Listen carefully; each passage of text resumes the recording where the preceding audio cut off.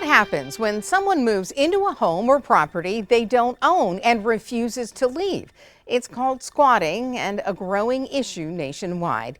We want you to be a part of the conversation. What do you think is the best way to handle squatters? You can vote by scanning the QR code on your screen. Last year, Alabama lawmakers passed legislation to help property owners remove squatters more easily. But is it working? The ABC 3340 I-Team's Valerie Bell investigates the law's impact, speaking with law enforcement and lawmakers about what's effective and what still needs to change.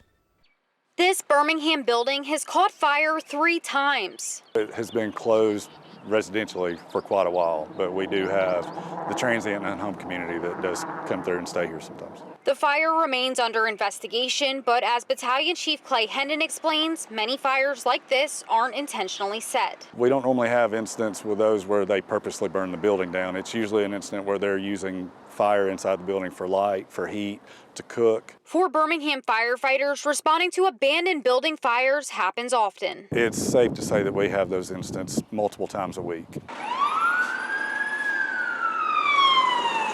At a vacant building, it's typically this. Either nefarious acts or squatters or trespassers. A squatter is someone living in a property without the owner's permission. It was becoming a national crisis. There for a moment we had, especially on the West Coast, we had a lot of squatting problems. People were moving into homes they didn't own, or they had perhaps legally occupied a space for a period of time and then no longer were permitted to be there, but simply refused to leave. Last year, Representative Craig Lipscomb pushed to change that. We realized that the existing Alabama law did not afford us a good opportunity to promptly remove these people from these residents who were residing in them illegally. His bill, House Bill 182, was signed into law effective June 2024. If they stay in these homes too long, what's going to happen is they tend to destroy those residences. The law expedites the process to remove squatters, which could result in burglary charges, and allows property owners to file a sworn affidavit in which false claims could result in perjury charges. When it first came out, we had an influx of affidavits, and I think it was people not understanding what the law was, and they thought this would be a much simpler and easier process to get somebody out of their rental property versus the eviction process.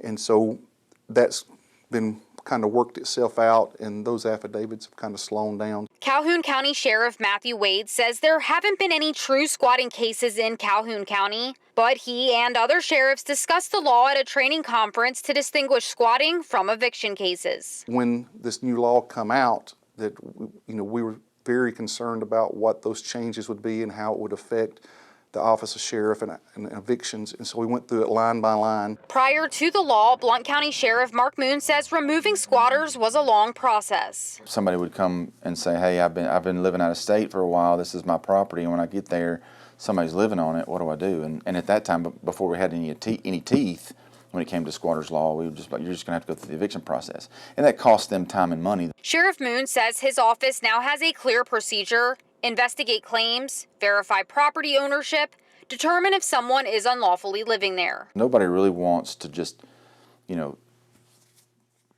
set somebody out, make them homeless.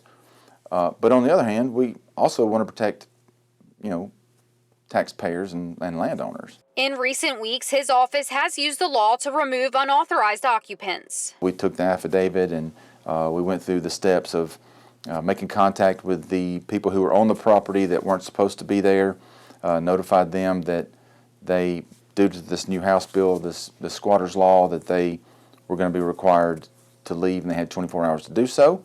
And then 24 hours later, those same investigators went back out to the property, and they had indeed vacated the property. While sheriffs agree the law has helped, some say it could still be improved. Do you think that a change or an update is needed to the current law that was passed in 2024? I do think it needs, I do think it needs a little bit of change, but that's our legislative process. We make a law and we see it, and it gets to a certain point, it does some things, or it has an unintended consequence, and we find out about it. Our legislature goes back in and they fix it, and it works itself out.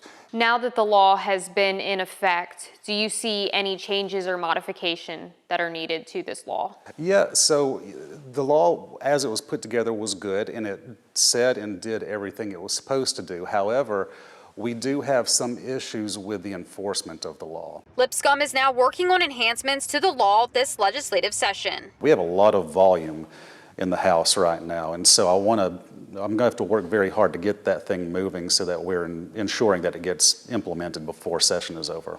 Valerie Bell, ABC 3340 News.